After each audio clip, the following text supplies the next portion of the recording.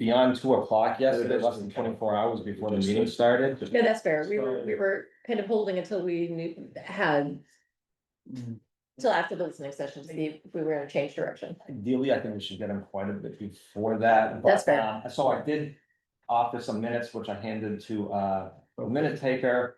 If it was just 1 or 2 minutes, like quick things, I would just say, let's go through it. I think it's probably more appropriate just to be efficient with time, to just have these emailed out. Everyone can review them, table these minutes, and then they can decide whether to do these next time, because that's the length. Yeah. No, and that was actually gonna be my recommendation when I saw that you had a whole page. I'm also on my reader, so I got you covered. So even though minutes are the first thing on the agenda, I think that it just makes sense, if everybody's okay with that we're gonna table them.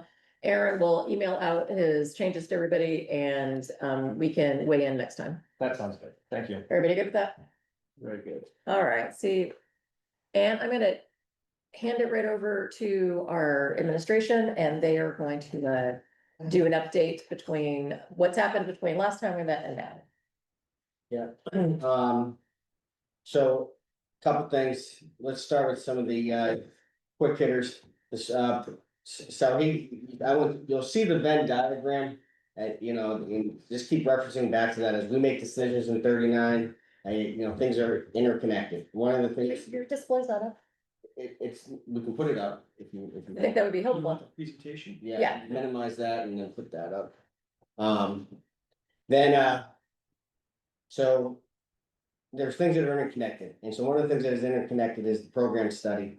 We've had a check-in, we're very pleased with the work of Harriman that they're doing. We have another check-in this afternoon at 2 o'clock. That's progressing, we will get that to the Sauhegan board and the Sauhegan Building and Grounds Committee, and we'll move from there. Another thing that is progressing, we had a board meeting last night in Mount Vernon, the facility work there, and the question of their 7th and 8th grade, and what they want to do for work around there. Yeah, they're moving forward on that. They have a couple different potential solutions or ideas what they want to do. They're not quite there. Right now, Tom Lecklider is in the process of putting together a master schedule, what 7th and 8th grade would look like without a gym. 1 calf without a gym, or 1 NPR without a second space. So they're getting that. Kelly Braley's up there, looking at fields to see if 7th and 8th grade can have athletics based on the requirements of space and the field design. So we have those 2 things going. The facilities communication group met prior to the October 2nd SAU meeting. The first report out was at Sauhegan last week, and then they reported out, Andrew Stovinger reported out. The overall consensus, it's nice for the board to get updates from what other districts are doing and what other building grounds are doing. So that's the intent of the group. It was renamed the facilities communication group as opposed to oversight. They're not providing oversight, you know what I mean? And so we stayed with that. We still miss the acronym though. Yes. That's a sure that could be. Yeah, and then the Wilkins inspection was completed by the town of Amherst on October 9th. I've sent that to the DOE. And I've asked him if there's any further inquiries from residents of Amherst to direct those inquiries to me. I've also, at the request of the Amherst School Board, asked Tim Carney to look into 3rd-party inspectors, for buildings. That came up in our meeting, that they were wondering about 3rd-party state level or 3rd-party inspections. Right. So having not heard. That was a board action though, was it? It was a request at the board meeting, Okay, you're right. and What was the status of that local inspection? Sorry, anything? I'm not gonna share it here, Okay. but I'm gonna share it with the board first. Okay, So the board sees the status of that. And then multi-purpose room. Multi-purpose room, we had one proposal from Duchamp, a glue lamp company out of New Jersey. We've had that for about 10, 12 days now, don't hold me to the date. F. Foley required, originally sent us a proposal for a full steel arch, like both sides. Boom, that wasn't gonna work. I just said that was not, that cost was not going to be viable, it was not gonna be aesthetically pleasing, so I asked them to work with DEW to get us another proposal. They had to abate some asbestos. you know, around the space so they can do some work In the floors. in the floor right around the exposed arch. That work is being done. One part was done already, the other part's being done this weekend, and then next week DW and FBR are going to work together to get us a proposal. What it's looking like, it looks like it's going to be a 7 to 10 foot steel type of piece that has the ability to be enveloped or wrapped around with glue lam. So that will give us a pure glue lam option and then a steel with the option to make aesthetically pleasing. Waiting for those that proposal, we will bring that to the board and to the building and grounds when we have that. But that sounds like it would not be doing everything. It would just It's be not the damage top and then part. down on the other side. it's just Because that the part's damage fine. part. So they feel like through their work already that they can do that. So Okay, that's where we're at. The next thing, the OPM.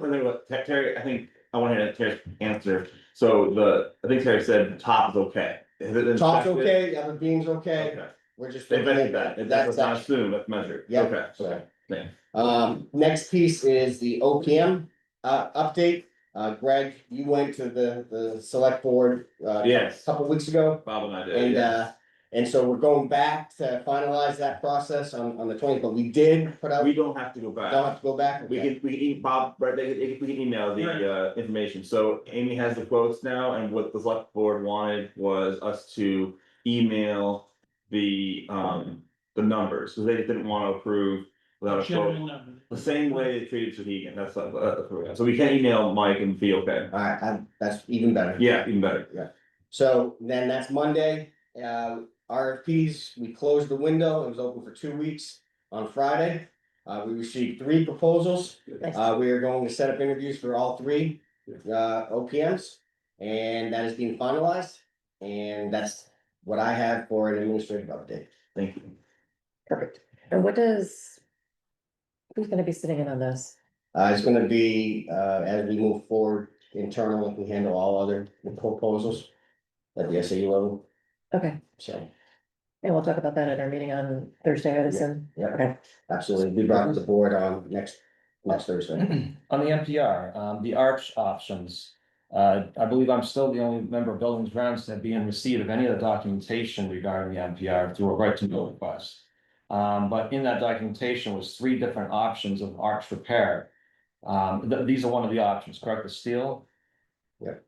So We don't have the full proposals yet though, Aaron. I'm still of the mind though that question was put to the school district in August, that's October, and we as a Building and Grounds Committee who weigh in on this stuff. We still haven't been provided anything to be kept in the loop about any of this stuff. We, as a building and grounds group, have never been asked to weigh in specifically on the NPR repair. So I would just. We have been respectfully made aware and additional information shared if asked for.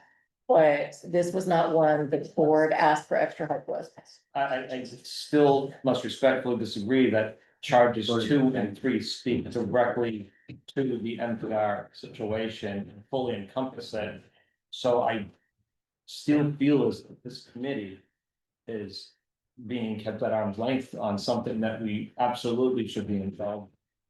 And I have some serious concerns, and I've discovered quite a few incredibly concerning things. About, do we do have internet access here, correct? On this here? Would you be so kind as to pull up the capital needs assessment, the 2017 CNA? We're not prepared to do that. I do have it handy here. I was hoping to, so everyone could clearly see it. I just want to bring up some information here, because the community, this committee, first and foremost, should know, and even more important, the community needs to know this. We have a CNA that is referred to over and over and over. Right. We spent $30,000 on-site insight analysis back in 2017 that gave us a roadmap of maintaining our buildings properly. On the very first page, the executive summary, it says there are, however, several key needs should be addressed in the near term, including repairing and regrading the eroded area near the playground, replace the existing FP circuit breaker panel, which I believe, as far as I can tell, hasn't been done, and replacing the caulking at all exterior wall penetrations and exterior wall joints. That is right at the beginning of the document. Right when you walk into the school, what you see is this. This right here, is from page, what is that? Can I just see? Page 11 of the CNA, a building control joint that has dried and open caulking. That is the condition of it in 2017. To this day, you walk in the front door of that building, look immediately to the left before you walk in, and you see not only does it look like that, it has never been repaired. It has only gotten worse. The line item for repairing that was only, and it was deemed so important to do it in year one, $7,500. It states areas of dried crack caulking with some openings, allowance to replace caulking in years 1 and 2. The reason I draw attention to this control joint is it is immediately on the exterior wall of where that compromised beam sits. The structural engineers, which the building and grounds has not been provided as of yet, said it is very important that we determine, is this termites, is this water, is it a combination of both? What is the source of this issue? And I believe this is it. When you refer to page 13 of the CNA, Mr. Berry at the last meeting stated in response to a question about have we had any wood-eating insect inspections or maintenance done, pest control. The response was, you don't know you have termites until you have them. Page 13, I believe, is a little faded. A close-up of previous termite damage. Maintenance continues to monitor the building, any signs of reoccurrence. That is the beam in question, the bottom of the beam. The wrapping is round. You can't see it there because I printed it black and white. That is the blue wrapping. It is clearly visible, the termite damage in 2017, right there. And at the top of the multi-purpose room, it says walls. Painted, repaint, continue to monitor for any new insect activity. We spent an awful lot of money doing this. It was money well spent, and yet these have been allowed to not only deteriorate, but to devolve into a life-threatening situation for every child, for every student that goes in there, for every assembly member that attends assemblies, for every single teacher and staff member of that building. This year, you can just hand these around. Sure. That is it from the CNA. This is ones that I took recently. And they get closer and closer and closer zoomed in. And you can see it is the same exact wear pattern. It is the same exact issue, except it's gotten even worse. You see organic matter in there. You see leaves and possibly bug deposits in there. The building control joint, for people that are unaware, is a crucial stroke component of any brick building. If you allow them to be compromised, it compromises the entire structure potentially. This is the termites from 2017. This is the beam present day. I don't want to hand that around quite yet. This is what it looked like. I had to take some more recent pictures and get higher resolution photos. However, in this beam, you can clearly see where there is rot that extends above the padding. Why was that not seen previously? Above the padding and even below the padding, there was clearly rot there. We were told, the community and building grounds have been told that the blue padding concealed that. Why was that not found? Above, So the 2 points of clarification. The quote about the termites, not knowing you had termites until you have termites, was what the pest guy told me in a conversation. It wasn't something that I declared, like, we didn't know that we had termites. I was summarizing the conversation. Second piece, as indicated, the reason it was you see above on the, when you're looking at it on the left-hand side, is because when facilities went in there and they brought in a structural engineer, they started taking a hammer looking for small soft spots. So that's how you found the worn out part above the blue mat. That was not previously visible. so I respectfully disagree with that. The termite guy might very well have said that, but he is not charged with, he is not at the helm of this district. That is board leadership, that is administration, multiple administrations. This is a photo where you can, this is taken on the far side of the gym prior to it being discovered. You can see even on the far side of the room, you can see the padding splitting. You can clearly see the gray rotted wood sticking out from there. It is clearly visible even from the far side of the room with children in a class underneath it, along with the gym teacher. There are also staff and teachers under it. I know many of these people. These people, these teachers and administrators are great, wonderful educators that care very deeply. I know them personally. Well, through school, they care very deeply for the students, and they do the same level of care by this district to look out for their interests, just as they look out for the children of this district's interests. And they are sitting under that compromised beam. And here is where I become incredibly even more concerned. This here is a photo that is taken during the current administration. That there is the padding. That there, it appears to be tape covering up the rot that extends above the padding as well as below where the termite damage is. Is there any explanation whatsoever for why there is tape or some other sort of substance is concealing that? Pictures. Then if that is the case, then please we'll put those away, okay. But the tape Were those the itself, private pictures or one that came like off of the website? they're posted publicly. I mean, if they're posted public area, it's fine. I said that I will not, No, if they're No, no, public, just keep it away from the camera then. If they're public, then they're okay. yeah, I didn't. Personally, I would rather not then, if that is a concern. It's not, because if you got them off of the website, then they have Yeah. releases. Let's just hand them around personally and not hold them up then. Okay. But I just need to, and there's another one with tape there, an entire room full of people with that tape covering up the rod extending above the beam. What is that? So the tape, is it on the one that we know is damaged or on a different one? It's that- I'm unclear on what. All of these Yeah. photos are clearly the beam that was compromised. Must have taken. Correct, on the left side of the photo. This is where our timing is unfortunate, that our head of facilities is out on medical leave at the same time we have some of these detailed questions. I would say that much like being a homeowner, you have a never-ending list of things that need to be done. And you try to prioritize, and if we had a miss on this one item, it's something that we own up to. And that we will look at going closer at our list of priorities every year. But I think that as soon as we realize the extent, we move swiftly and we have moved decisively, and I think that we're trying to come up with a long-term solution. So we can't undo the past, but I appreciate your attention to making sure that it's holistic and that we deal with the joint, we deal with the rest of it. I think that that's really valuable insight into information that we have. And that as we are looking at the entire project and getting it fixed, that doing it both inside of the room and outside makes a lot of sense. Yes, Drew? Well, yeah, that's. Getting the cause is important, but I believe I've heard you say that at some point, like, once we're through this, there's gonna be a postmortem review of this, right? Yeah. So I Exactly. think this is like important to be part of that. And yeah, understanding why, so we don't repeat future mistakes, I think that's important to learn from, so. Like, right, sorry, I didn't mean to that capture it, like, I don't. Well, Sorry, not capture it, but like.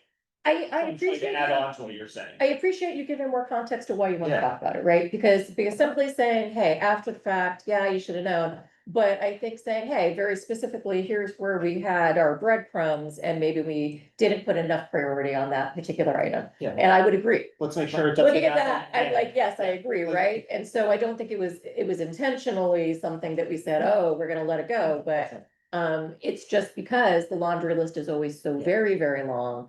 But, I mean, again, like, let's let the process work, but. I mean, I guess it would be interesting to know, like, you know, when I bought my home, got a list from the inspection of, you know, these are the things you should take care of. Well, it's been years since I've looked at that, maybe I should go back and look at that and see, did I forget about something in the list I made? I don't know, are there other items? It might be good to either update that report or go back and make sure nothing else, but I guess I'm willing to, like, let's get through the immediate crisis and then we'll get the postmortem report. I agree. So Mike, and I appreciate what you just said. In certain circumstances, I would say absolutely something can slip through the cracks. So- So However, Eric, but we'll have a tight hour today. hour and a half, correct? Well, We have an hour and a half overall. We have several members that have to end at 10. So, If I so for me, Aaron, the questions that you brought have been brought up internally. We have scheduled time to have a postmortem with the school board to review this. And that is something that we are, working on, and the board has had a conversation about this. And so I'm aware of what you are presenting here today.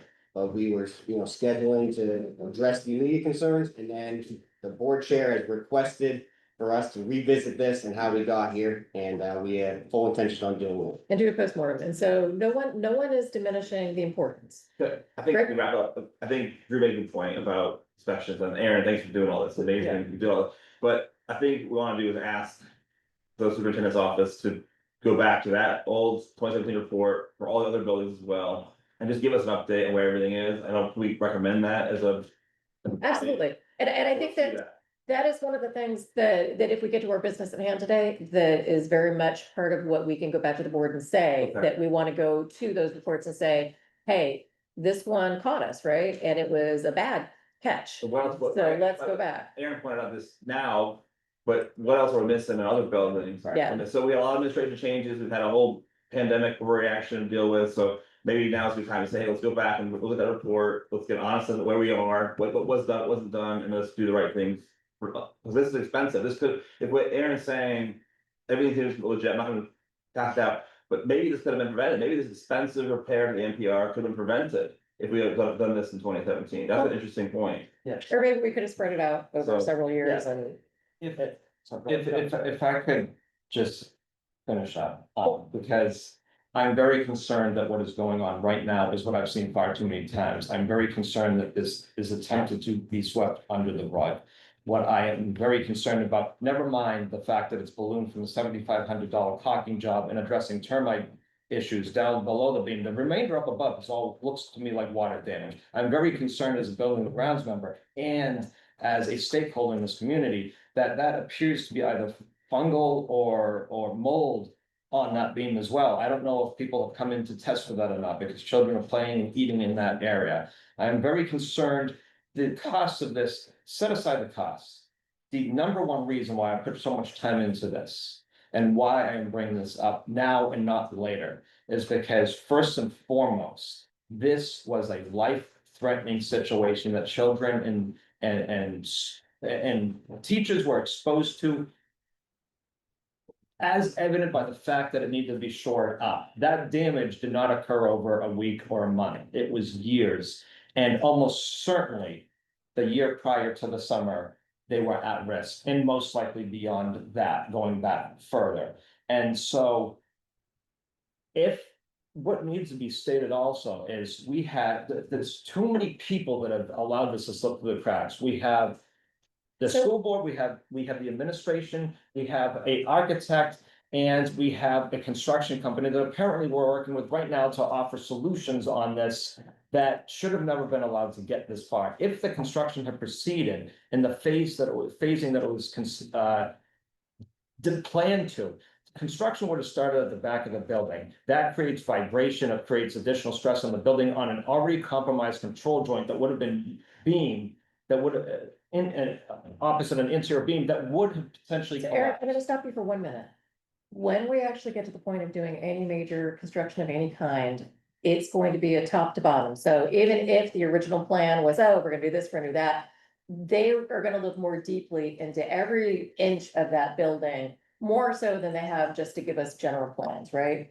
And so general plans and even very specific plans, until you're actually scheduling the work, then you for real go and, I mean, it's just different. It's like, if I'm gonna paint my room and I go, yeah, and I've gotta prep my walls, but then I go to do it and I go to prep and I go, oh, I never noticed this was uneven here, I never this, and so, it's just a different perspective. And so I don't think it certainly wasn't gonna be missed forever, and I don't think where they're gonna start, like, here's the plan, no matter what, they're gonna go top to bottom with whatever the final The plan is. control joint needed no further deeper analysis than simply walking into the building, looking to your left and you see it. Now, general public is not gonna know what that is.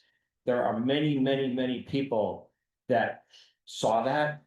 Certainly, so you can't miss it and should have raised it. And for whatever reason, and that those photos there's one photo that shows there's no tape there, and suddenly there's tape there covering up both parts of the beam that aren't wrapped, and you see the beam bulging out. And you can see in the other new photos that the beam is warped out, it's clearly pushing on that padding. So- That evidence, unless I see any mitigating factors, looks to me like it was potentially covered up. The tape was covering up a hole, the hole in the beam that you see there, you see it just barely sticking through the tape.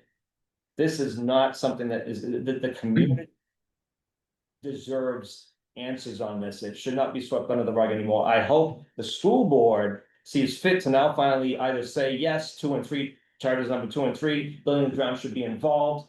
We should have all the documentation in hand, the reports as they come in. My right to know request is as of yet still not been fulfilled, because I believe there were pending reports, one due on the 16th last month, that I still don't have in hand, so I'm gonna actually have to send out another email. We, as building and ground members, should have all that in hand, because we can weigh in on this stuff, this. Again, This is Justin, do you mind if I make a comment? okay, From my perspective, Aaron, you're making a really, you're making some strong accusations. You know, it's great that you found that evidence, but you're looking at water that's since been passed under the bridge, right? I've joined this group because I think we're meant to be solutions focused, and try to figure out what's best for the district moving forward. So you know, it sounds like you potentially want to, you know, make a lawsuit against the district or whatever, the way you're pitching this, which seems unproductive, in my opinion, but that's your prerogative. What's your closing argument here, Aaron? What's your I proposed said solution? nothing about a lawsuit. Certainly, this needs to be looked into. You should have in hand, I'm advocating for you and every member of the Building and Grounds Committee to finally be provided the information that we are here to do. I mean, if we're not here to look up for the lives and safety of students and teachers, what are we doing here? What are so we doing here? It's not water under the bridge. So, This is so like a- I said, last time, neither you or I are a structural engineer. I don't need to be a structural engineer to see that it's bulging. I don't need to see that, be a engineer to see a control joint from 2017 compromised, and it was allowed to rot further for the last 8+ years. Again, that's I don't need water to be under an the, engineer for that. that's water under the bridge. You're right. It should have been addressed sooner. We now are aware of all the things that you've brought to the table, and the SAU is addressing those. It is a current situation that the district is currently grappling with. It is not water under the bridge. it is a I current situation that will have, respectfully disagree. it's a current situation that will have a postmortem for how did we get here so we can avoid it in future. I think that as part of avoiding in future, we will look holistically at all of the facilities and the reports to say, are there any other things that were red flags that we didn't give enough attention to? I hope the board sees fit to put the building grounds in action on this matter. Okay, I think we can wrap this up. I think everything was said, every material was said, right? Aaron, you have a lot there. Okay. So let's move on. But I think this does cut to the idea of trust, we talked about before. You know, a lot of people have just trusted that things are gonna happen. We have a CNA, we have work recommended, and taken care of. It wasn't taken care of. This cuts through a lot of more than just the one problem which has occurred in the past. This cuts through what we're deciding to do today, where we're gonna go forward. How do we trust? How much do we trust? Who do we trust? This is a big deal. If I could add to that, and sorry if I'm interrupting here, Let's go, Justin. it's just an example of the fact that the building is at the end of its life. I mean, we're fortunate enough, Aaron, that caulking joint was visible, but there are so many things that aren't visible that aren't going to be picked up on a report. It's just a testament to the fact that a large scale renovation or replacement is required. Justin, that NPR was never part of the previous Article 12s that were proposed. Why? I don't know. If it's end of life, why is it not being replaced or repaired in any of the plans? Why not? What we have no plans, no inspections to rebuild that beyond this emergency repair. So, you know, it's not end of life by all definition of all the J factors and all the people that came through before us to make these plans. That part of those was completely ignored for any serious renovation for any of the warrant articles. No, actually, it was always intended to be renovated. I would like to. Just the asbestos, there was no structural plans at all on any of those plans. They were none. And I would just like to respond to that. I was done, but I need to say one last response then. This building, I've never heard of a building being really, especially a masonry, brick and mortar building being, end of life. I've heard of systems, you need to like replace electric, HVAC and so on, and other things, roofs need to be replaced. However, years ago, we had a building in the grounds committee, Mr. Kurtz, you served on it, as well as other members. They were sounding the alarm then. We are not maintaining these buildings. They were then unceremoniously forcefully removed from their That was Ways and position. Means. Ways and Means. Some stepped down because they saw what was about to happen. The ones that tried to remain were booted anyways. And your committee, the Ways and Means at that time was due an apology because they have been proven correct on this matter. They were saying the facilities are being allowed to rot and degrade, and that is precisely what I am seeing here. This has been not accusations. This is grounded in the evidence that I hope to show you at some point in the near future. I hope that you are willing to look at these and the paperwork that for some reason this district is not seeing fit to put in your hands, that you should have in hand, because you have a lot to offer, and yet you're being kept at arm's length. No, no. Sorry. Ma'am? No, yeah, we're not gonna recognize. It should be public comment. Okay, I'm sorry, we have public comment at the end. I'm sorry, but John, you are here, so please. Yeah, I think. I'm very mindful of the fact that we're an advisory committee with a very limited charge. And we need to stay within those parameters. I think what Aaron has said. In that it relates to a few of the charges that we have here It's true. is clear. It sounds like the board is already aware of the need for a postmortem. I think this is very serious. We should not, and I understand the board and administration has taken this seriously.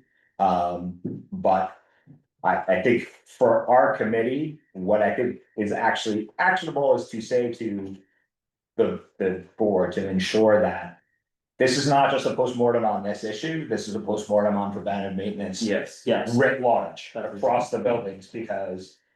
Again, if you see one cockroach, there's probably a lot more. If you see this level of decay in a building that has been overlooked.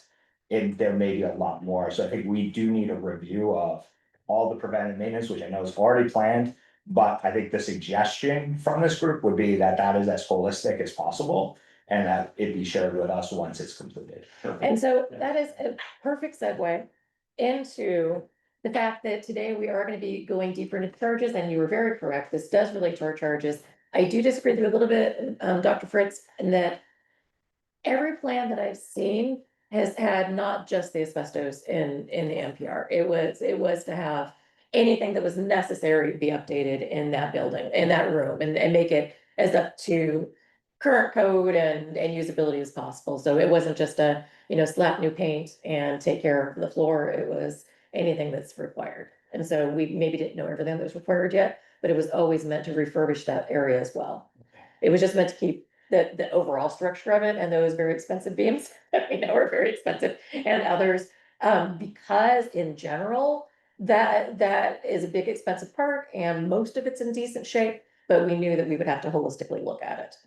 And so, Aaron, I don't want to dismiss you, and I think that you bring very important things, but I hope that you agree that it actually speaks to one of our charges to more holistically go in. The reason that we have not looked very deeply into all of it yet is because it's still in the middle and the board is already engaged with it, right? They haven't asked for us to go into that piece of it yet, but when it gets to postmortem, I think that absolutely one of our recommendations today, it sounds like we all are in agreement that we need to say, hey, we need to very holistically look at all of our facilities and with an eye to where are we at and do we have any of these safety concerns and this low hanging fruit especially, right? That these are these red flags that maybe got missed.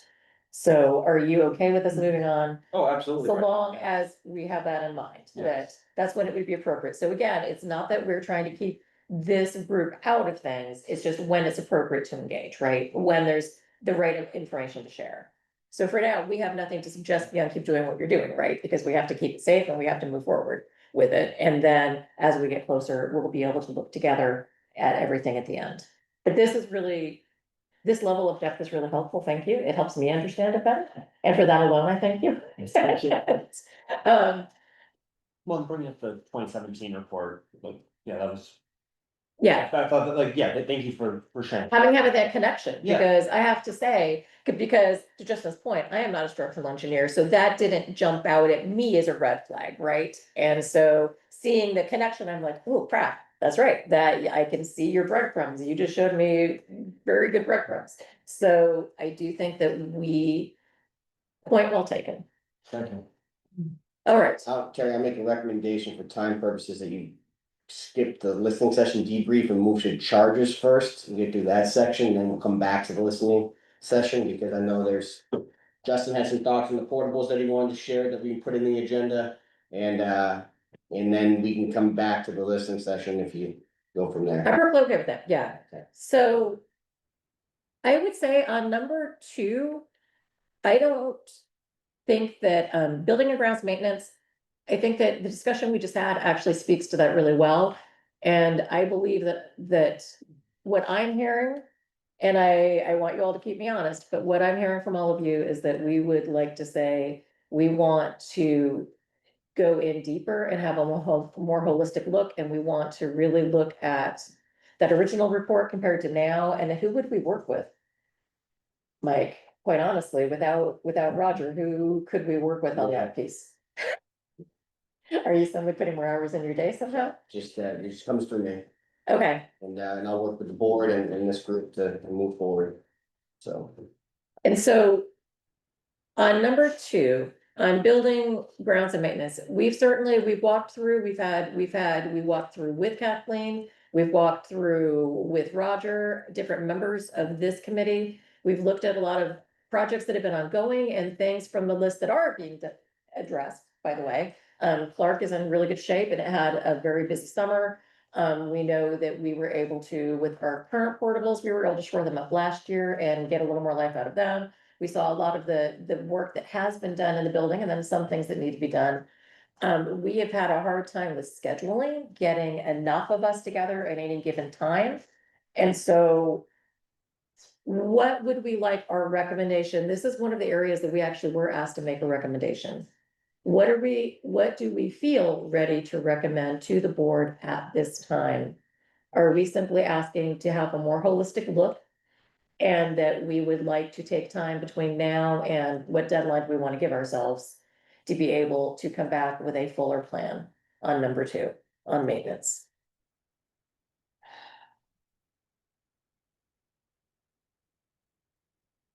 Because I feel like we have pieces, but I certainly don't think we have a whole beyond.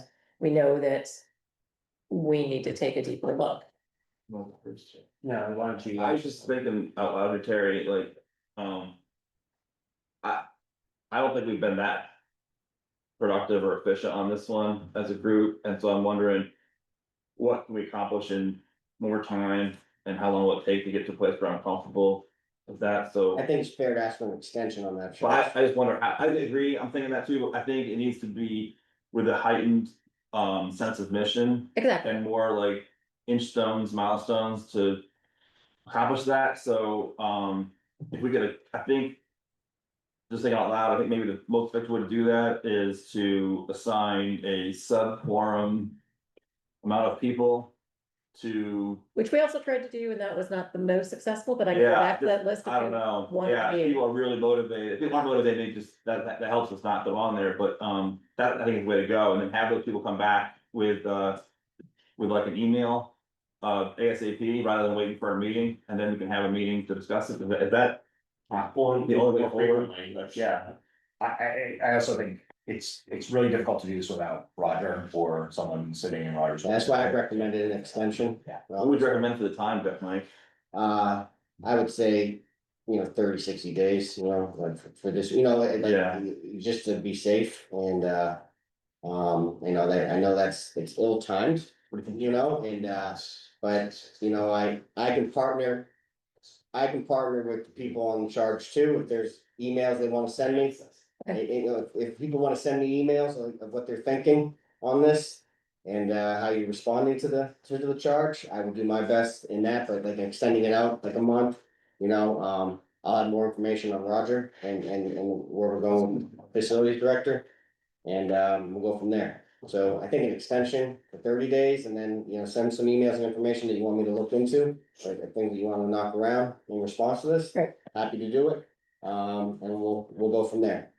So, So I'd say for anybody who's on the call right now, who feels that you have the time the next 30 days to be able to devote some time to actually digging in and trying to come up with a more holistic plan. Miss Jeannie, I see your hand up. I don't think that's why she has her hand up. Still have some. Jeannie, there you go. Yeah, like, I can attend meetings, be part of discussions, but like. Yeah, I'd like to know what I'm not going to lay out what the inch stones are or the marks. So what I will participate. what I can offer up is, I can look at the charge, and I can provide, any information to help people get more, a sense of how they want to approach it. And why don't you guys let me take a stab at that? I'll send it to Terry and Greg. Okay. And then we'll go from there. Okay. I'll put it in my notes Thank and you. we'll go from there. I mean, we have a Sorry. 5-year plan, but the 5-year plan is very high level and we felt like it was. Without being able to walk through with somebody, it was not as helpful as we had hoped. It also is inextricably linked with what we end up doing in 26 or 27 and what the timeline is for. I mean, it really. I mean, I feel like in this constant catch-22 of. How many Band-Aids do we put on? Well, how long are we bleeding? It's really hard to do this all in isolation. Everything comes back to charge one, like. Right. And I do think that the thing that people have felt strongest about and have felt engaged with has been charge one, right? And so it's been hard to marshal attention back to, there's other stuff too, right?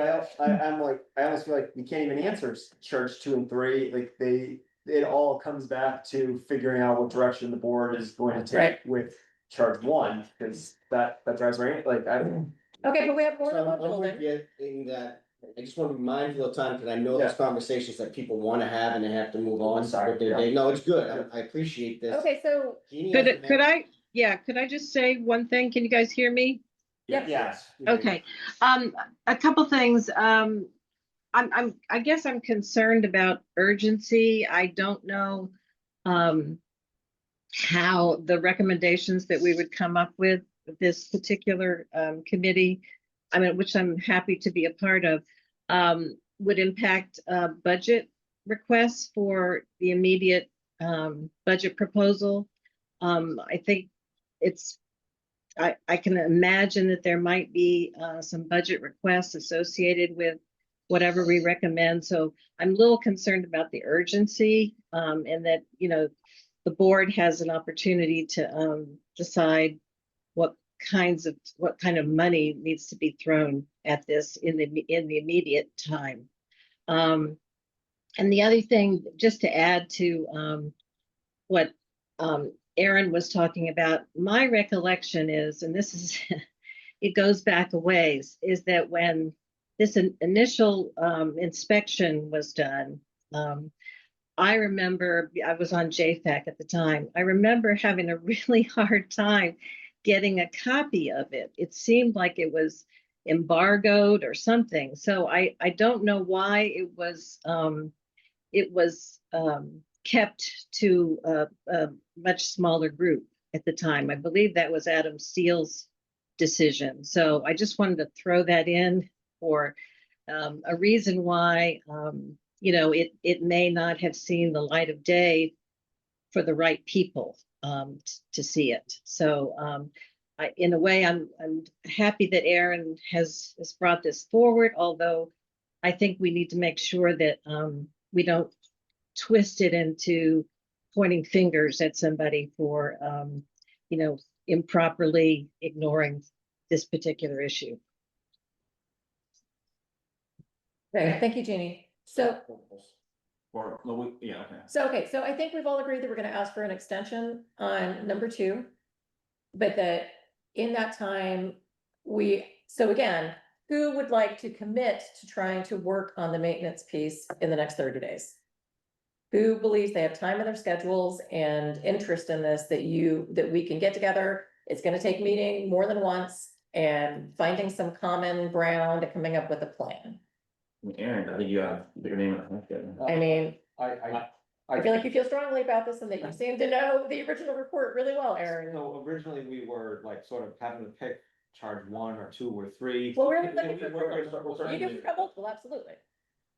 I can certainly weigh in. I am very interested. That's what I was saying early on. I hate to be barred from maintenance when I would like to also look at the facility. But yes, I would like to help out in any way I can. Okay. Absolutely. So Aaron, I think you're gonna be a key person on it. Drew, you're saying you're willing? I'm willing, I will attend meetings if it fits with my schedule, and I will, like, I can respond to email and. like, Yeah, why don't we stuff start like with that. So, email, yeah. I'll Yeah, provide some information absolutely. that I think can get people to dig in on this charge a little bit more, and we'll go from there, so. Okay, we'll expect Aaron, the latest. Aaron, Drew. Good stuff. Ah, sounds good. Okay, and how about on the screen, Michael? Yeah, you Justin, can, Jean? yeah, Terry, the same as like Drew. I can pop in there, and once Mike comes back with what he does, kind of commit to doing that and being on meetings. The first week in November might be a little tough for me, just that one. But I can still, even after work, try to be on meetings from Zoom. I'll be, traveling that week, so. Okay, thank you. All right, Can I so- ask one question? Mr. Powers, this is sort of your forte, even if you don't engage fully, would we be able to reach out to you? That's too many people though, we got that to do 4. Bounce, That'd be closest league. can we even bounce peripheral questions off? That'd be a or- quorum, right? We have a 7-person board, so we can't do it. No, that's Oh. enough. Let's move forward. All right. So we got 3. okay, well, no, I think that, Accept that, but Yeah, sorry, let's move forward, we can work out the details. yeah. I mean, anybody on the committee is welcome to be part of it, don't get me wrong, I'm just asking who's committing Yeah. to being specifically. Okay, so then portables, Justin, take it away. I know that you've got some pricing, you've got some availability, and you've got some recommendations that we've talked about briefly, but I wanted you to bring to everybody. Yep, so I got a preliminary price back from William Scotsman, to buy, 2 units that would be equal to what we currently have, but, would comply with today's New Hampshire educational unit, code requirements. Each unit would be approximately $260,000. So obviously double that for 2 units if we were to buy them. I will ask for a price to lease them, obviously, so that we can weigh that out, but I haven't received that yet.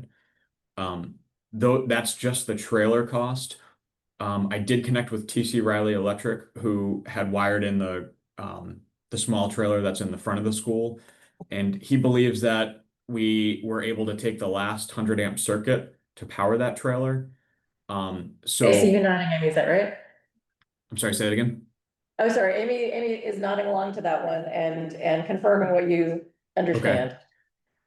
So if we were to land 2 more trailers out back next to the existing 2, the cost of bringing an electrical service out there is going to be substantial, considering the fact that it doesn't appear that we have any power.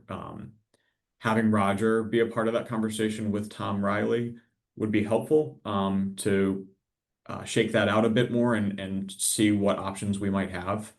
But obviously Roger's out at the time being.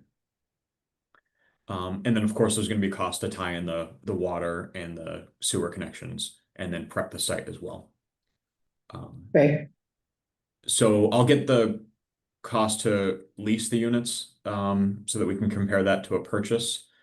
But I think we need to do a little bit more due diligence on the electrical before because that's going to be the big swing factor. Does the location matter for the electrical? So if it's closer to the trailer up front, would that help the cost? I guess what they did for the trailer up front is from the main electrical room, they had to run MC cable, through the school to get to that front wall. So depending on where we could pull that electrical, certainly that might impact just the length of the run. Alright, thank you. If the breaker's full, it's still gonna be, quite expensive upgrade. So I was just wondering, anybody, maybe Justin did, I don't know, how, wasn't the plan if we did have a new building getting built, we're gonna have new trailers in the back anyway temporarily, like, how is this different than that cost? Because then it would be Um, factored into the entire project. Yeah, that's into the spec. Okay, so all this is already known somewhere, all the cost of the trailer, the electrical, the sewage, the water, all that's already known because we had Article 12 built up last couple of years. Yes, when we had a piece about the phasing, if you remember. Yeah. The phasing, but yes, it's all included. They have a phasing construction plan, the last plan that was presented in March, including all the necessary board temporary, Okay. very temporary classrooms. I had in my head it was $1 million from the 2 units, so what Justin's talking about is choosing for trailers, so there's obviously the cost too of the ramp between the trailers, if we have current design, right, and all the other things, so. I'm not sure how that compares to what I had in my head, but that. Yeah, I mean, I don't think you're far off, Greg, especially, if we do have to upgrade the electrical for this. When we met with Kathleen Murphy during our walkthrough, she could use trailers yesterday just because of how the size constraints in the building and the fact that we don't have a music room and art room and so on and so forth.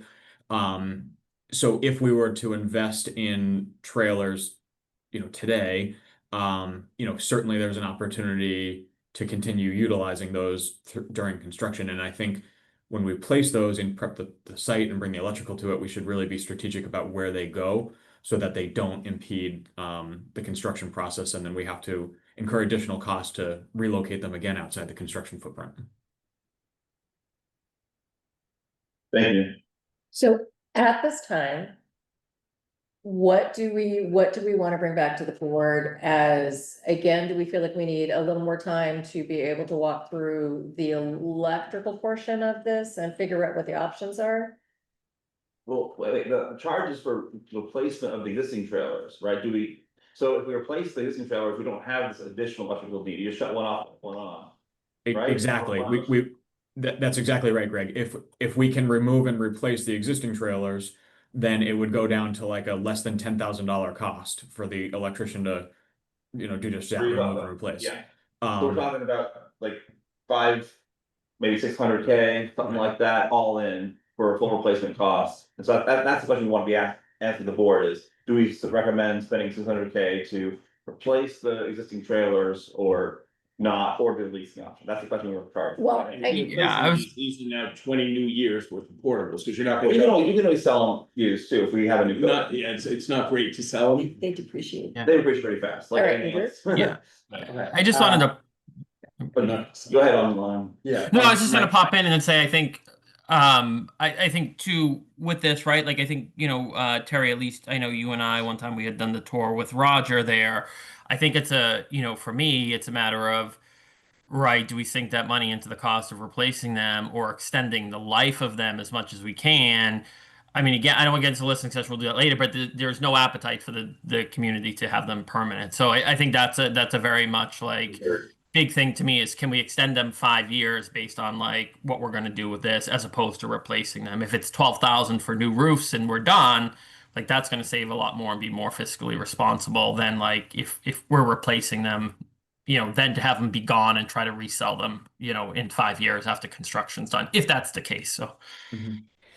And I would also add that if we were to replace them and not add, supplement, it doesn't solve the current space, needs that Kathleen Murphy is looking for. Agreed, Jeff. So, sure. Yeah. Oh, sorry. Whichever. All right. So, I mean, I think Justin reminded me of something that Kathleen was talking, and like when we talk about the Wilkins project, we talk a lot about maintenance and the buildings in disrepair. But it's also like a big why for me is it's not meeting the educational needs of our students. So like even if the maintenance in the building are perfect, Right. I would like we would still have to do something about Wilkins. So I understand there's a huge electrical cost of adding new trailers, but new trailers are going to come in. So whether it's part of the bond or something we recommend that the board pursue, but sooner than a bond gets passed, like if we put in additional trailers today or like next year or something, there is value for that. It would make Wilkins a better school. Like they would free up more space inside the school to, appropriately have, like maybe you wouldn't have to march kids all the way across the building to the calm down room. You might be able to have like more space for breakout rooms for small group construction if you have like 2 more additional trailers. So I guess where I'm going with this is I would like to I don't know if the board can ask for numbers, or maybe it's just Justin asking for lease versus buy. Like I think we need to replace the existing trailers, but like let's just fight the bullet sooner rather than later on putting like 2 additional trailers back there, however many we need. Like maybe we ask Kathleen for like, if she were to free up 2 trailers worth of space. Like take 2 more classrooms out, I mean, as much as I don't want my kids in the trailer next year, I hate, was super opposed to the trailers. If it would make the holistic, well, maybe I should have thought before I started speaking, but because my kids are gonna end up in the trailer. But yeah, so I don't know, but like, trailers are gonna be part of the construction, the new construction, Right. Wilkins project, like, so. But the trailers during the project are temporary, they're not this. They're not that. Okay, Very temporary. very temporary, It's so, just relocation for 6 to 12 months, it's not this. okay, so I Yeah, guess and I where just- where I was going was like Yeah. relocation for me, hopefully, like, obviously, there's no guarantee a bond's gonna pass, but like, something temporary, but maybe like up to 3 years or It's something. all about sunk costs. Yeah, You had this, exactly, so so, when I was interim superintendent, we had a chance to get a free portable okay. from So- Belmont, and the board said no. And because it's all about sunk costs. I mean, yeah, one of the things from the other night was, we Yeah, yeah. are not a affordable forever community. But We I heard mean, that. if, but, yeah, that was loud and clear, Yeah. so I definitely don't want to suggest that, but in the short term, we have a need. I So guess. Jeannie, do you mind if I hold for just 1 minute because John has to leave for work? Sure. Yeah, I just have I have a question and then a comment. So the question is, it sounds like what Greg said is. There, and I recall this, that there's some temporary, very temporary facilities for transition during the phasing of work. That requires site plan work and connections, which is expensive, I guess, anyway. And that the line item for that was around $1 million, is that accurate? I think that was for the full replacement. I think that's the Full replacement he's okay. talking about. All right, So like we did this at Belmont, remember, we called Belmont, the Belmont temporary during construction does not it didn't have a bathroom. yeah, It did have electric and it had comms and it had alarm system. yeah, But it's not like full sewage because it's for that, and you get waivers or whatever that they can go, you know what I mean? yeah, It yeah, was just temporary, because that's what, I don't remember, we tried to get the Belmont one. Yeah. Because their construction was. Right, I Remember? remember that. so I think we need to look deeper at the numbers on this. Based on the listening session, it does not make sense to do a swap out of The current- of the current ones. I don't think, because they do not want, you know. The community does not want this to be a permanent feature. Mhm. However. If we can buy space in the interim at. A somewhat marginal cost to what we're going to get for temporary space during construction anyway. I do think we need to keep looking at that, because what was screamed at us in our review is. They need space like they need air over there. Yeah. And so if we can get it in a shorter term, yes, it's going to be, technically, it's an inefficient. Use of money, but. They're jammed so tight on all of these needs, all these requirements. That I think we owe it to the board to do, or ask the board to continue down the road to get this pricing, to look at it. Because I think getting those extra two, keeping the maintaining those two as long as we can. Is kind of important for the use of the square. Agreed. That is what I'm trying to. Yeah. Yeah. Well, and that's where I thought we were gonna land as Yeah. well. So Jeannie? Yeah, I mean, I agree with all that are saying, let's extend the life of the trailers that we've got now. I mean, my favorite quote about our trailers is there's nothing more permanent than a temporary solution. And those have that's in spades with our trailers. And given, the conversation at the listening session the other night, trailers were a no-no for 100%, almost 100% of the people. So if we added more trailers, I think we would look ridiculous. So trying to extend the life until we can get a proposal passed is my choice. I hate having trailers at all, but I don't want to throw good money after bad. So I think that Jeannie, where we just landed, and thank you, John. Gosh. So I think that, We're still okay? We're good. yeah, we're not. We could take a vote if we wanted to, but I think we need a little more information before we take it. Is what I think I'm hearing, and I just want to make sure that I am appropriately covering what I hear. Is that we know in talking to the current administration that they, again, need space yesterday, and they will take whatever they can get as soon as they can get it.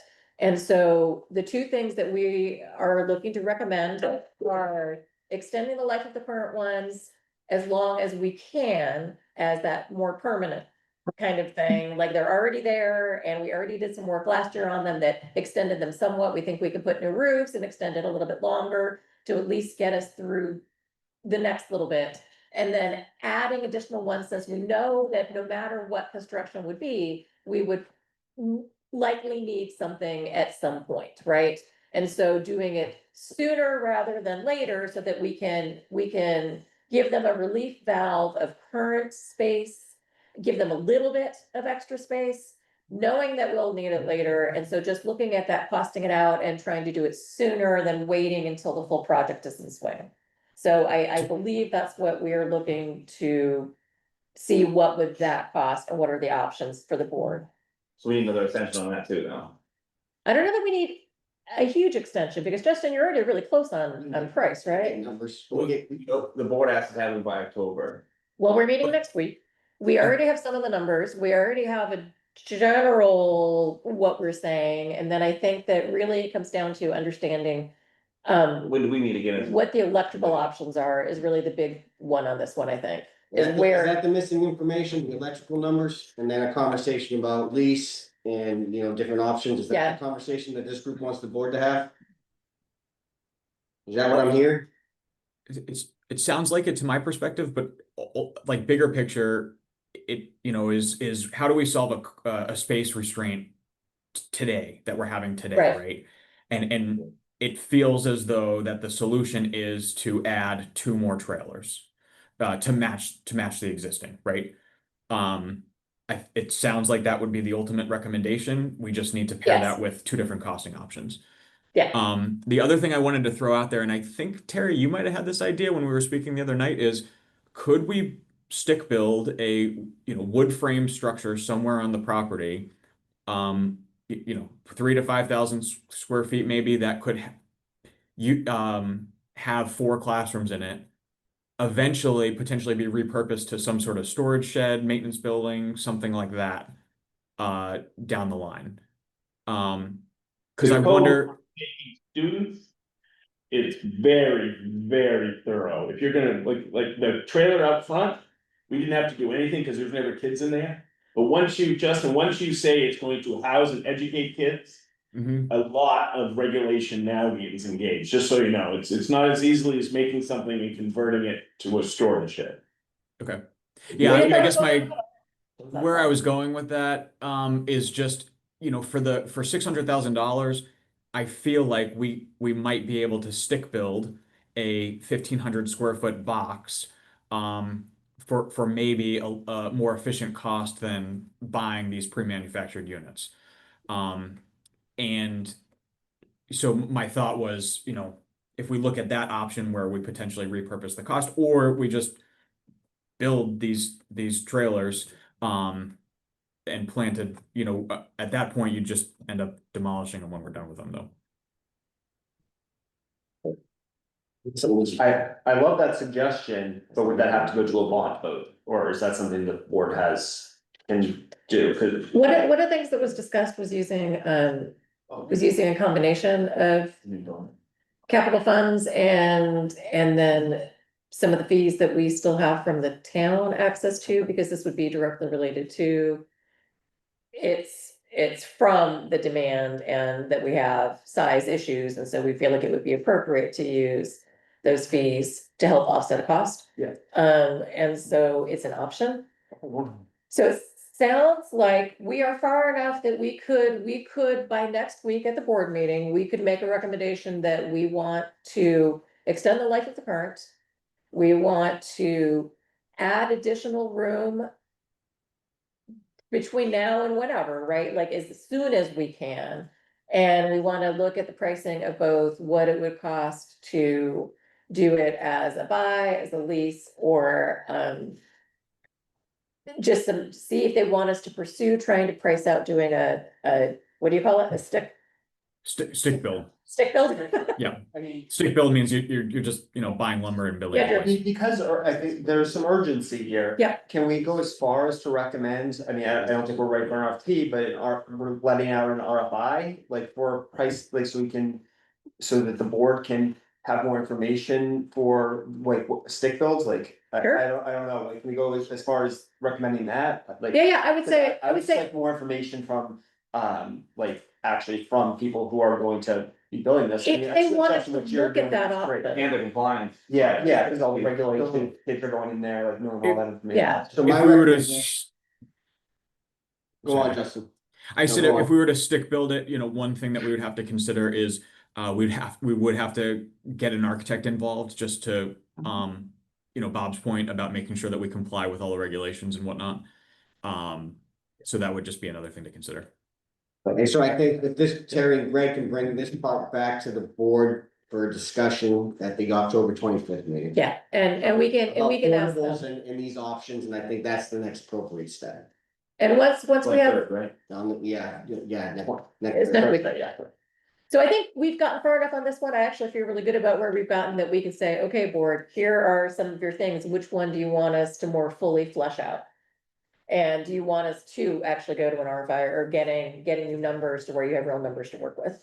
On something like a stick build, because maybe they're going, no, absolutely not, and then we don't bother, right? Yeah. But if we can say, in general, we think maybe, and then do you want us to go find out more? So, Yeah, perfect, like, if the board doesn't wanna go down that route, don't go down that route, but like, as personally, I would recommend if you do wanna go down that route.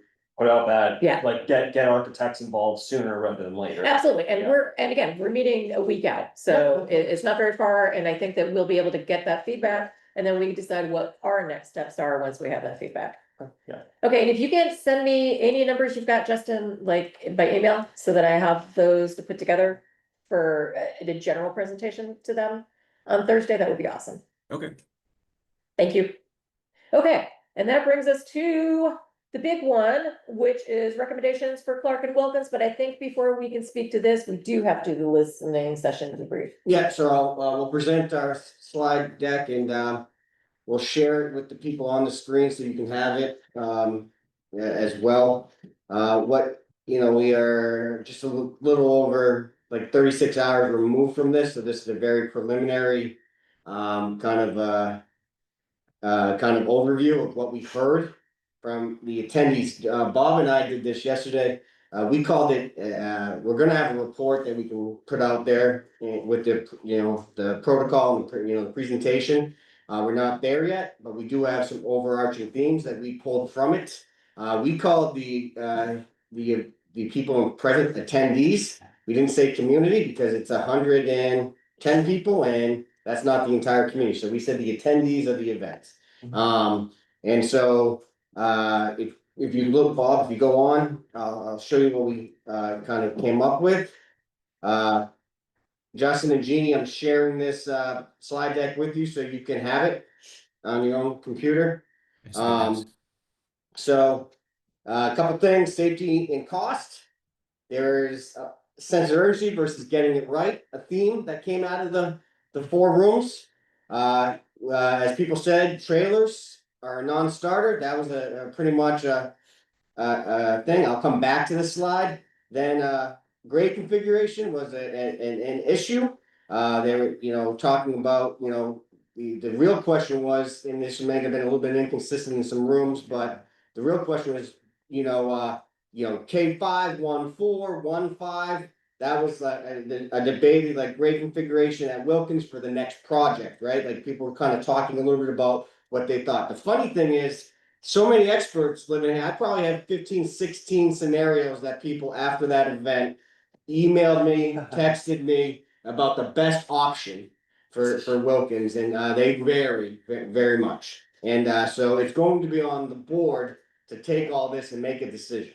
The other part of the conversation was, putting 7th and 8th grade on the campus at Souhegan. And so it's a 7-12 campus. It can be designed into a 7-12 high school. It can be a 7-8 middle school, junior high model. But the question was, part of it 7-8 on that campus. And then there was some real urgency from the attendees at that to the board to put something on the warrant for March of 26. So that's what we heard. I'll go back to it. There was a frugal side of this. There was want something, but it needs to be potentially different, well vetted, cost effective. Safety was part of it. The trailers are, if anything came out of this week, I've learned that people do not desire trailers at Wilkins. Permanent. And so that was a definitive thing. The next part, greater configuration, a lot of varying options. I think what comes down to is, you know, we have internal conversations here that kind of mirrored it. You know, some of the conversations that we're hearing in the community, like, you know, what, you know, as we look at our Venn diagram, what can people afford? Cost was probably the number one thing that came out of it.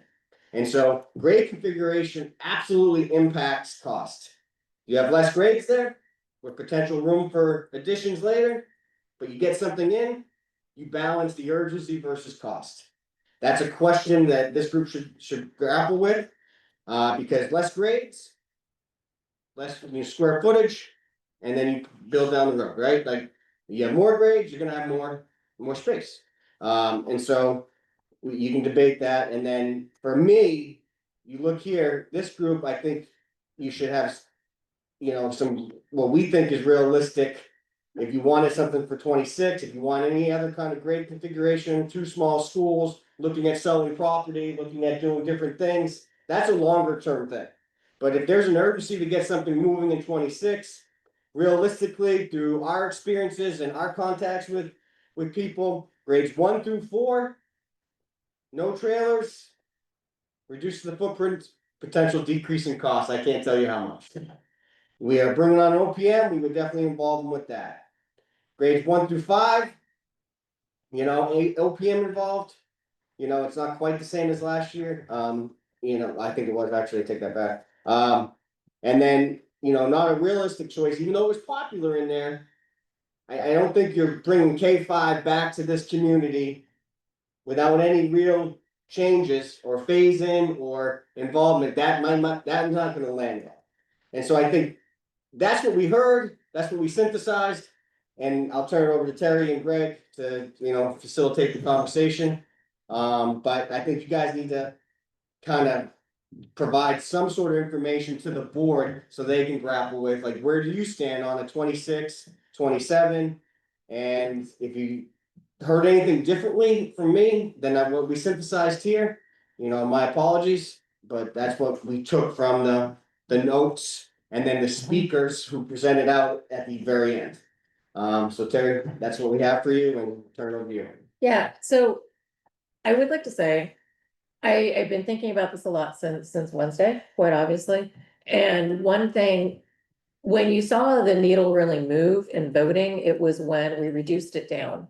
And I was not a big fan, quite honestly, of keeping Clark as is and taking away that impetus to make it more efficient and to bring it all together and have one less transition. But when we were able to bring the price down and take the uncertainty of what's gonna happen to Clark out of the equation, the community responded much better. And we got to 50%. When we said, okay, great, we got to 50%, let's try, you know, to go for more, we didn't move the needle a lot. I think that if by dropping a grade, bringing the price down again and saying, listen, we were looking to say, while we're at it, let's solve a couple problems, but if instead we say, listen, we're not gonna do what we would like to have, instead it's what we need to have, and what we need to have is this current aging, keep coming up with lovely surprises, even with the best of intentions, building that we know is end of life. Let's just focus on that. It's 1 to 4 right now. We've got the rest of this district working. It's not every efficiency we would love. We still have to bring food over to Clark. We still have to have, Kathleen walks around all day on high alert, just in case something comes up over there, but having an administrator there has worked well. We know that at the middle school, having upper and lower, again, while it's not everybody's preference, it works pretty damn well.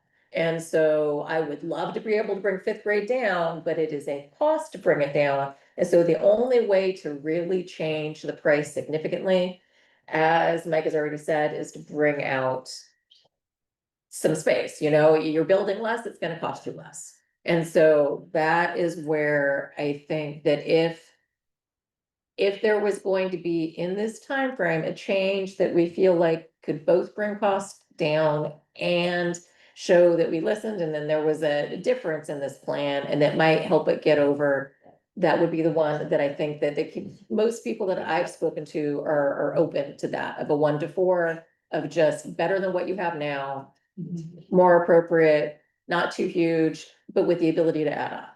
So that is kind of what I've heard from speaking to a lot of people, is the same thing that I think that I hear you recommending, Mike, as kind of the big takeaway. I'm not I'm saying this is what I heard, and then based on my experience the last 3 years as superintendent and talking to, you know, committees like this, architects, construction managers. This is how you would do something if you wanted to move quickly, right? And this is what we heard from the attendees at the event on Wednesday, you know, and so I'm just presenting that to you guys to grapple with. And you're an advisory board, and I think, you know, whatever you say needs to be presented to the board, and they ultimately decide what they want to do. And so, Well, and we're only due to give an update anyway, so what I want to do real quick is, I know that it's gonna be, let's start with those online. And just one by one say kind of where are you leaning right now? I just want to put a little bit more information, just thoughts before. So Just take, so we did a school consolidation plan. We did a deluxe K5 plan, I'm sorry, 1-5 plan. Yep. And then we did a more restricted 1-5 plan. Those were the last 3 years. right, Because the deluxe one had a more space and we reduced some space, bigger gym, remember all that stuff, right? So I was a part of a lot of these conversations and found in some research about, right, 5th grade at the top versus the bottom. But also in the last year and a half that I've been here, there's been a lot of talk about the capacity of our schools. Just preschool all the way through 70. And one of the things we know is if we move 5th grade down, that is a redundant seven classroom build. Because we have 7 classrooms at the middle school right now that are taking it, we would be replicating those classrooms at the elementary school. And there's been a lot of concern about efficiency. So I love 5th grade, but it's better, right? We don't want to make better the enemy of perfect. Yep. And then we heard that, right? That was a line. So if the board and the community, and I think I heard that, yes, we're going to do something, and better is better than perfect. I mean, it's not better than nothing. It's Yeah. not, so a 1-4 without portables, it saves you a 7 classroom duplication, because we have them at the middle school. So that 7 classrooms you take out of the plan. You with me? It also, and this is something that you and I disagreed with a lot, was the gym.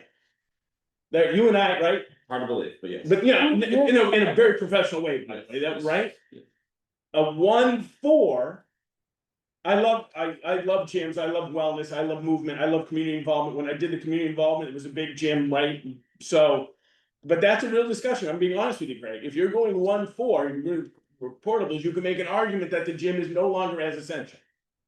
Right? Right. So you could be talking 7 classrooms, 1 floater classroom, we also added a second music room, because now we were, right? So you'd have to look at the ed specs and reduce it, and I don't know the cost, but, and I'm not advocating for getting rid of the gym, you know, I never will, I was a basketball coach, right? But it's real, it's a real discussion. And then you're more efficient across, because I heard from a lot of people about this efficiency in classroom builds. And so a 1-4, eliminating portables, redesign, you have an opportunity to relook and, to your point, Terry, reduce the footprint, not insignificantly. And potentially end this journey if it would pass. And so the discussion, Greg, I'm looking right in the eye and being honest with you. I can't advocate for a 1-4 no portables as strong as I did for a 1-5 with a gym. I'm just being completely honest with you, but I would always advocate for a gym. So maybe you build it with a gym possible addition, or you put the gym on a separate warrant article. Right, if the community wants it, something like that. You with me or against it? I'm understanding you. So just think, good choice of words. So just think about that, what a 1-4 does, because you can do a 1-4 this spring. Yeah. Because you can adjust the footprint, the cost per square foot, it's not perfect. we're not talking about redesign, we're talking about a reducing the footprint. And cost per, right, you get an OPM to do it. We'd also have the OPM help with that, right? Exactly. So if we gave that guidance from the board, they would be able to walk So that through. that's what you gain is efficiency and you reduce the footprint and you have real discussions about the gymnasium. All right, so thank you for that extra context. And so with that being said, let's go through, on the call first, Miss Jeannie? Yeah, I think that's the direction that I would support. Can you hear me?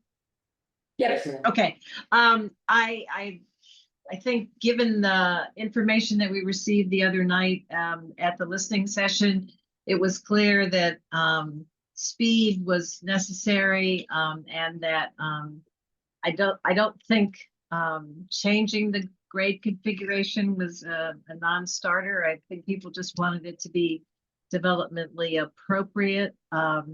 And given the fact that we've got a plan that we could tweak, which would make it possible to make this happen by 26, I think that's definitely the way to go.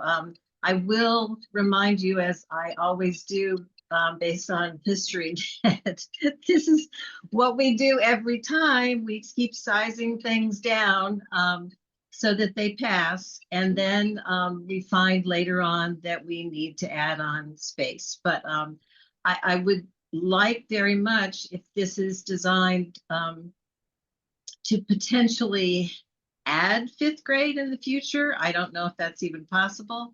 And then the second thing is regarding the gym. I am in supporter of having the gym because I think it is appealing to the community. We need more gym space in our community for, evening basketball, adult basketball, all those things that people do in gyms at night. But I always felt, and Steve can remember this, that I felt like the placement of the gym in the design that we approved was it was taking up 2nd floor space in the middle of the building that could be used for classrooms rather than having it on the perimeter of the building. So if that's a possibility for creating more efficient space, then it might be worth a look.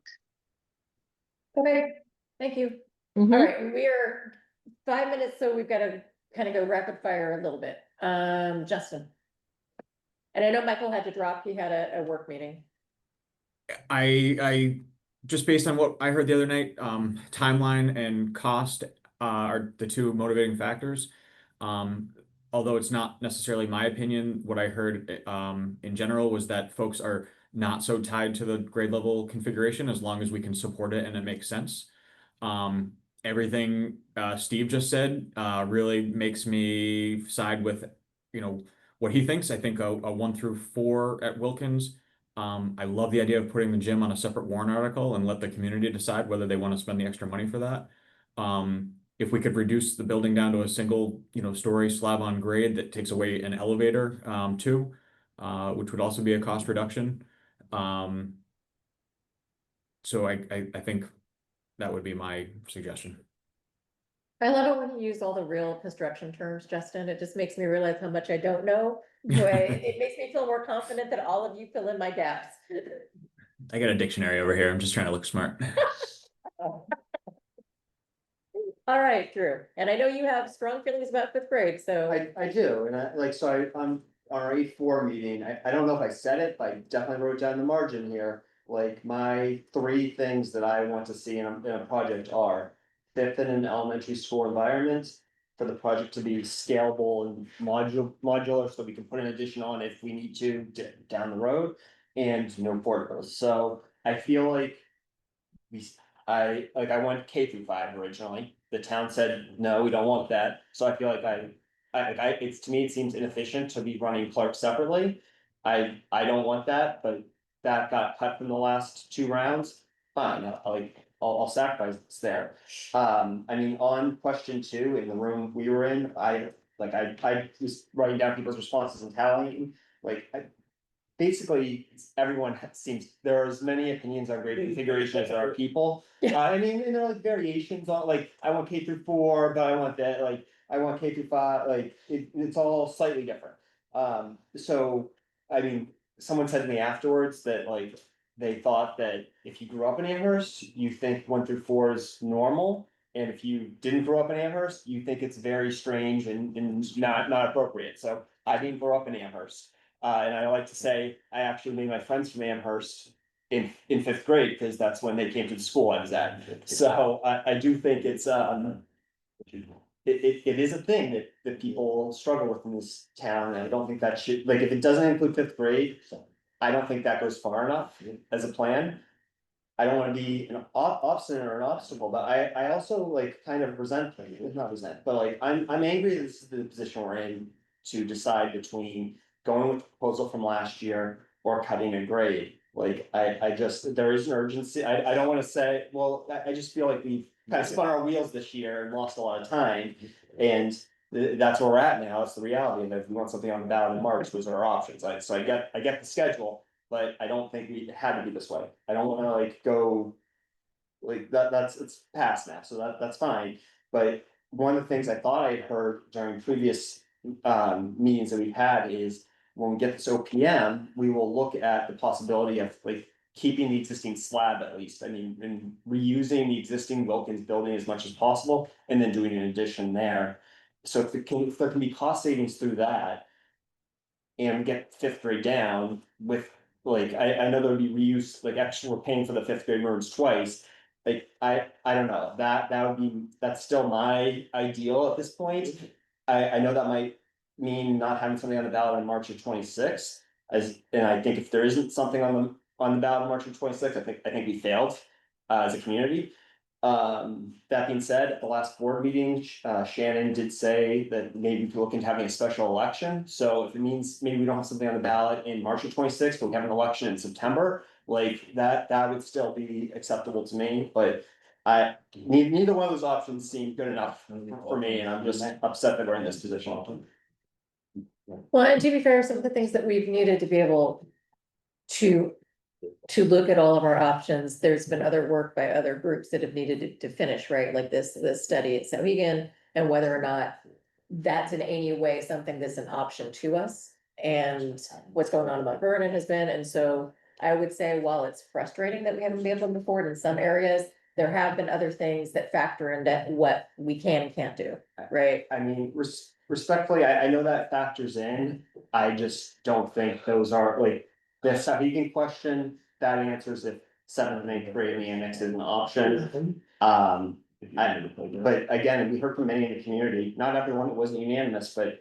For some people, 7th and 8th grades is kind of a non-starter in the annex, whether or not that space is available or not. Right. So, I mean, that's Sauhegan, that answer from Sauhegan, yeah, do we need it before something gets put on a ballot? Yeah, I don't think we need it before this committee moves forward, like, to move forward. Not necessarily, like, sure, for our final recommendation, sure, we need that answer. But I don't wanna discount the people who have that opinion at all. Sorry, not to point fingers, I'm just saying, like, the opinion is valid and it's worth, like, exploring. I'm just saying, I just think we can make progress without those answers. We don't need to have all the answers to be Okay. moving forward. So what I heard from Drew is that if there's any way for us to preserve 5th grade and still bring costs down, that would be your choice. Yes. That you could. That going just to doing, we're 1 to 4 now, keeping a 1 to 4, having it still be better than what we have now, but you feel like. In your opinion, that's not enough, and you would like to see if there's any way that we could still address the desire from the community to keep our costs under control and bring them down, but still keep 5th grade down developmentally, where we all agree it has a place. But to be fair, as I've done more research into 5th grade, there is a case to be made either way, where if they're either the leaders on their campus and they're the oldest, or where they're the youngest, but they have other opportunities they wouldn't otherwise have, and so it can work both ways and work well, and it's just a matter, again, of who you talk to, so it's not the only way to do it, but curriculum does tend to go K-5, I agree. It is, in an ideal world, I would put them together. I don't want to like belabor that point, I forget which, I can't find which board meeting it was at. But I believe Steve, at one of the school board meetings, you had made a comment about, like, you had done some research into fifth being the top or fifth being the bottom at a school. And I mean, sorry, I might be misremembering, but I believe you had said that the research showed that they do better when they are the oldest. So I mean, and that's part of Jason White, who showed me that Oh, research, okay. just so you know, when we did a Okay. presentation, you were 100% correct. And I went back to Jason and I asked for a little more, and he says, honestly, it's. Just like you say, you talk to 20 people, they're gonna have 20 opinions for what goes best. There was no definitive, that's the only way to have a successful outcome, right? He said that it really was. So, I mean, sorry, it's not just, like, sorry, I, as much as these type of arguments, like, they're not gonna win votes and everything, and like, like. You know, America, apple pie, that type of stuff, like, I want my fifth grader to have recess, like, that stuff like that, you know, like. To be a kid, like, so can you put a dollar amount, like, when you go to ask your neighbor to vote more on a school, can you say, I want my kid to have recess, so support this fund? Like, no, you can't, but like, that stuff matters too, It's so a like. concession for me, not to Yeah. sit here and say fifth grade. For the last 3 years, people laughed. I like the fifth grade piece, but we also Yeah. tried to pass something 3 times, and that's Mhm. usually your son. Right, Fifth grade down 3 times.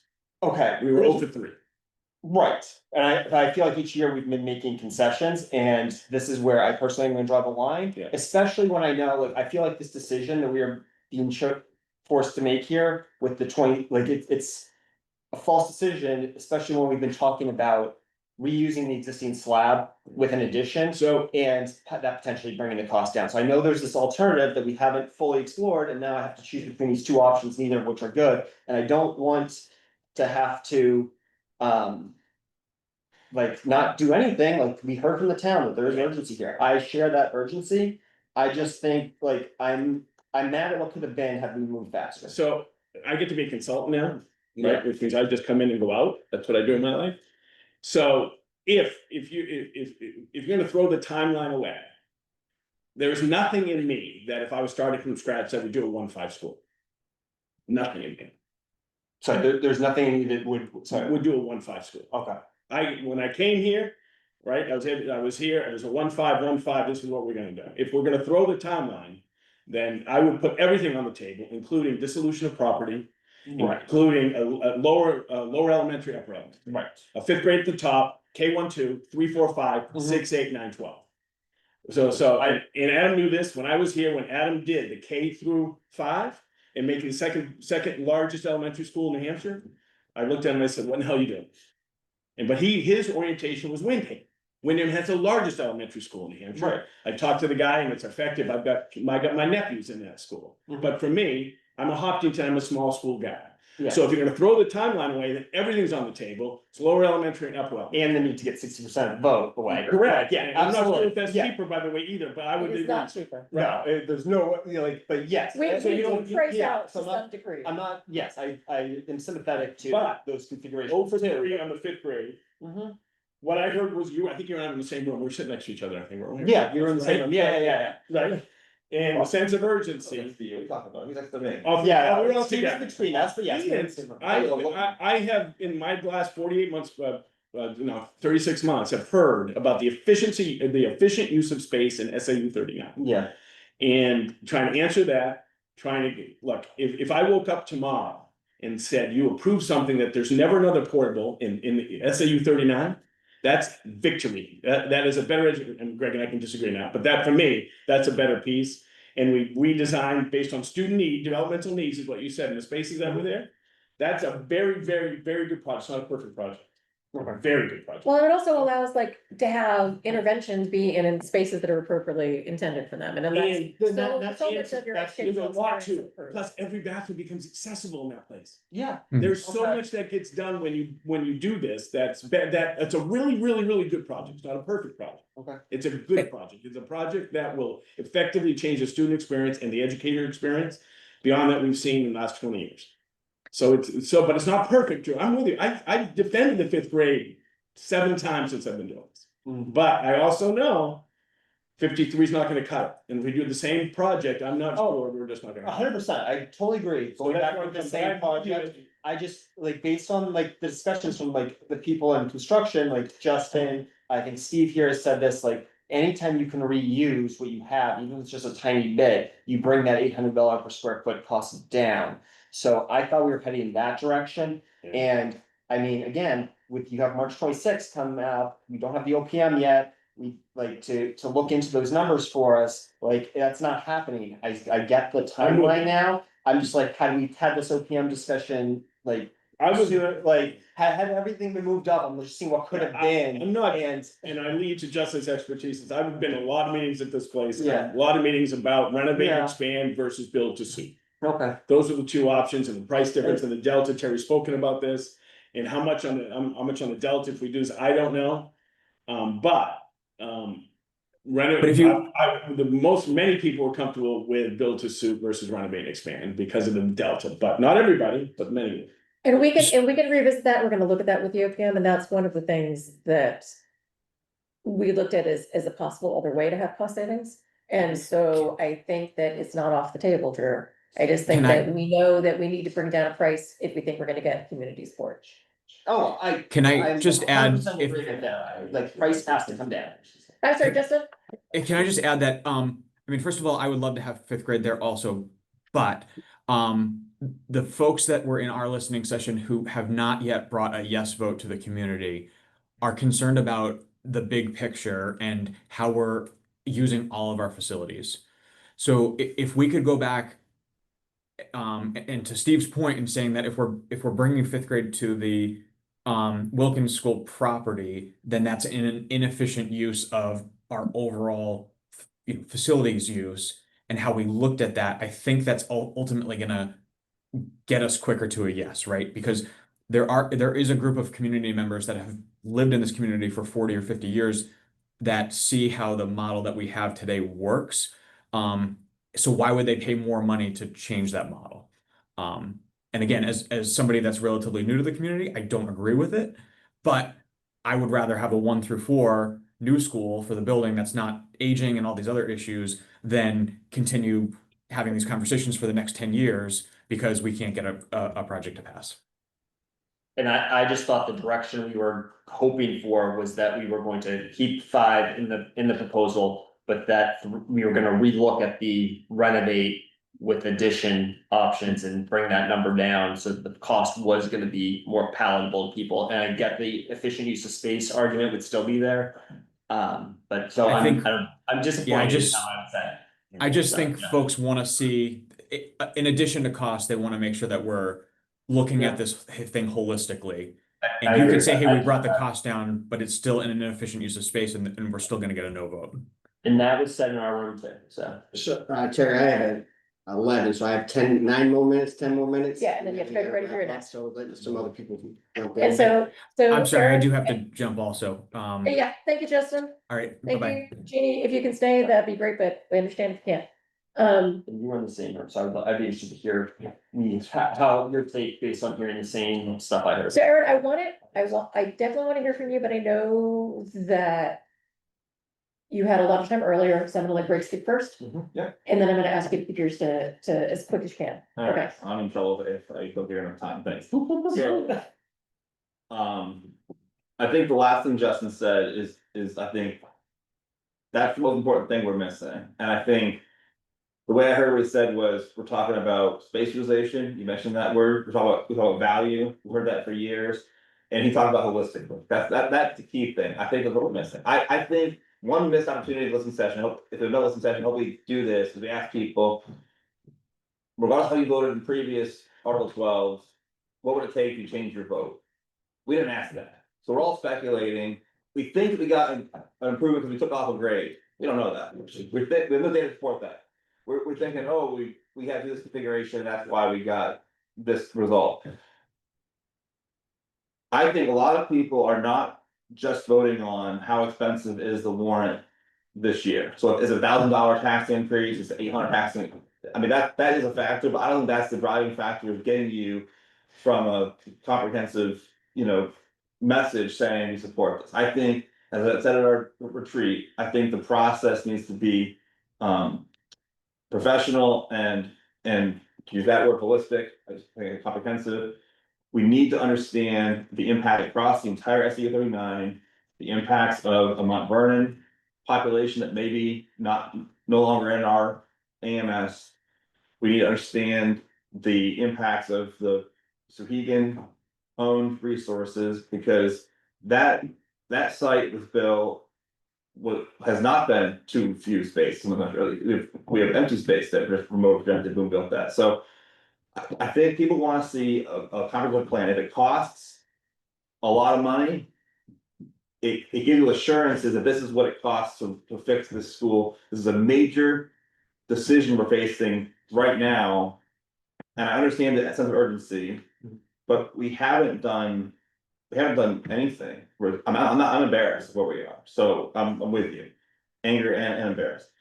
And I don't wanna rush anything unprofessional forward again, I wanna say, here's the road, I gave you guys a roadmap at the election in March. I think the April meeting, I wanna have this meeting, this is canceled in April. Here's what we need to do, here's the check marks, here's the program management plan to get us to where we need to go. We can do it, I think it needs to be done by the professional that we're hiring, it may take longer than March, I think we need to think about getting through March for sure, for the OPM, but I'd like to see. That gets sent to say it till September. And with the requirements doing a real professional job, the Sohegan board needs to open up their resources to the same analysis. Mount Vernon similarly, but especially Sohegan, you've got to have a comprehensive understanding of what's best for this community. And I really think that's why we get no votes. Actually, why you're voting no, I don't think you're gonna say it's a few $100 on your tax bill. I think you're gonna say this plan doesn't make sense, I don't understand how it affects, what about Clark, what about the annex, there's questions that are unanswered. And I think it's easier to vote no, we heard that in our room, there's a gentleman I'd never met before in the back right, who said something like that, like, there's an uncertainty and the default position's no. And I've heard that a lot, I don't, Yeah, so, good insights. he has good insights, and so I think that's my takeaway, and before I just wanna, Stephen Valley could make this meeting, he sent me and Mike Berry, a summary of his thoughts based on this topic. If there's no objection at the end of those, it's the record, I'll send them to Yeah, please. Danae for that. All right, thank Can you. you forward them to the group for us to read, or? Yeah, Okay, yeah, thank you. Yeah, I was gonna add that, I think we can do that, If it's okay. you can send it, right? you can if you want. Okay. Yeah. All right, I'm done, thank you. Could I just say one thing in response to Greg? That'd be all right, real quick. Super quick. I'm first of all, I think it's an insult, Greg, to all of those JFAC and building and grounds committees and professionals who have come to this point and developed the plan and reviewed many other options that were discarded. So I really don't appreciate that, your attitude about that. I think the other interesting thing was one of the people at the listening session said we are unfortunately in analysis paralysis, which I thought was a perfect way to describe the fact that we just keep analyzing, reconsidering. And I know that the whole point is to get something passed, but I think I feel confident that we have at this point a good plan that just needs to be tweaked, and that we can tweak it in such a way that we will get it passed by the voters. There is definitely a momentum in the community once they're educated, and you did notice that people really appreciated receiving a flyer so that they could attend a listening session, so that they could voice their opinions. And I think what we need to do is seize on that and pick a plan and then market the hell out of it to everyone on the planet so that we can get buy-in. That's all that we really need at this point. well, we have partners that would help with some of that, the new education association is ready to jump in once we have a plan in. Last year we had issues with marketing, but I would like to get the Clip Notes version. Yeah, okay, So Aaron's gonna share, and then we need to let Mike go on. So it's gonna be Cliff Notes of the Cliff Notes version. So I was working on a report, exploring, delving into two different options of moving forward with some sort of build. Addressing facilities issues. However, I was pulled away due to the NPR issue, so I only have my notes right now. So, bottom line, I believe Goldenbrook was one of the biggest elementaries in the state, that this proposed 120,000 square foot facility.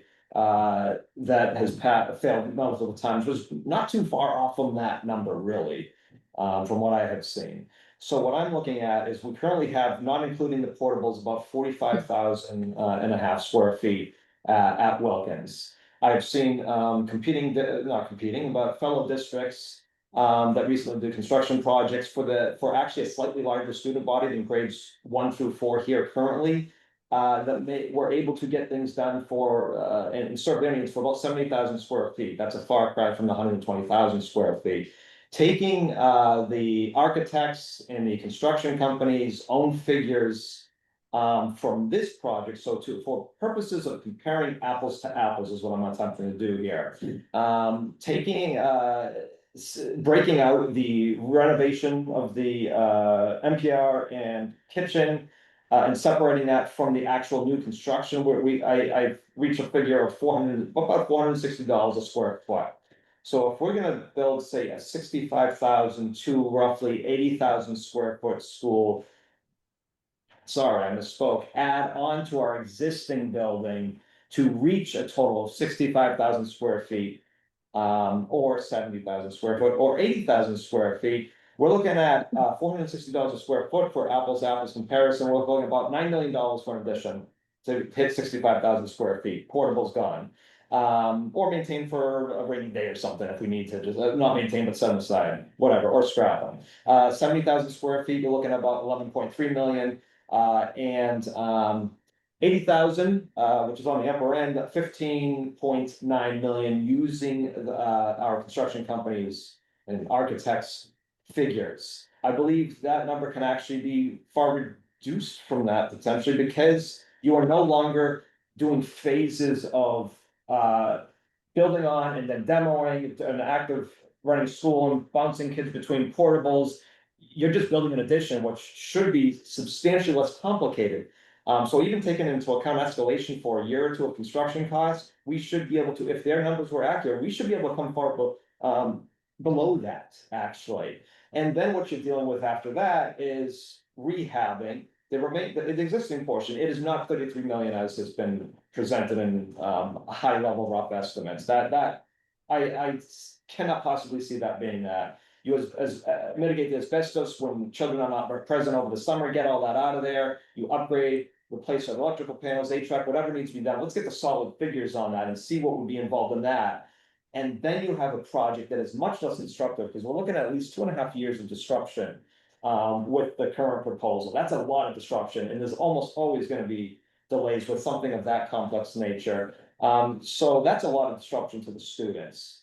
And we're looking at a substantially reduced cost. And the only other option that I was looking at right now was a reconfiguration of the grades. And one of the issues I took with the questions that I was speaking you're about asking to figure it before was the 7 through 12 high school. That phrasing, I don't think anyone's proposed that, because what has been proposed is a reconfiguration.